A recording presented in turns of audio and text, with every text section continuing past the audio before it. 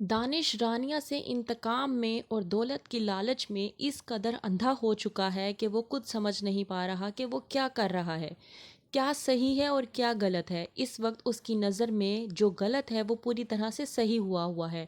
اس کی ماں جو اس کو کہہ رہی ہے پوری طرح سے وہ وہی سب کچھ کرتا ہے۔ رانیہ کے پاس جاتا ہے دانش اور کہتا ہے کہ میں تم سے بے حد محبت کرتا تھا، لیکن تم ایک ایسی عورت ہو کہ جس نے میری محبت کو ضد میں تبدیل کر کے رکھ دیا اور اب اس کا انجام تم خود بھگت رہی ہو۔ رانیہ کہتی ہے کہ ایسا کچھ بھی نہیں ہے، تم نے تو کبھی مجھ سے محبت کی ہی نہیں تھی۔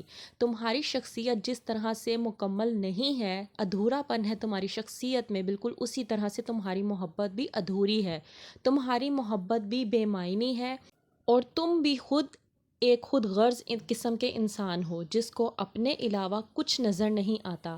تم نے ہر چیز کو اپنی ضد بنا کر ظلم و ستم کی انتہا کر دی ہے ہم لوگوں پہ۔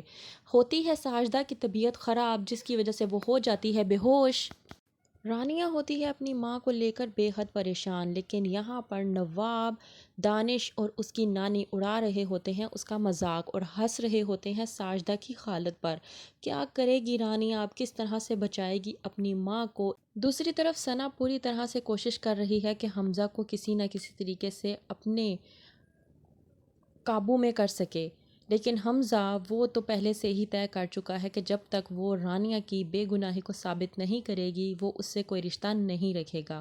یہ تو ہے صرف حمزہ کا کہنا، لیکن اس کا کہنا یہ بھی ہے کہ جب ثنا اپنا جرم قبول کر لے گی تو وہ دھکے دے کر اسے اپنے گھر سے باہر نکال دے گا، لیکن ثنا اپنا جرم قبول کرنے کے لیے بالکل بھی تیار نہیں ہے۔ تو کیا ہوگا آگے، دیکھتے رہیے ڈرامہ سیریل گھاٹا۔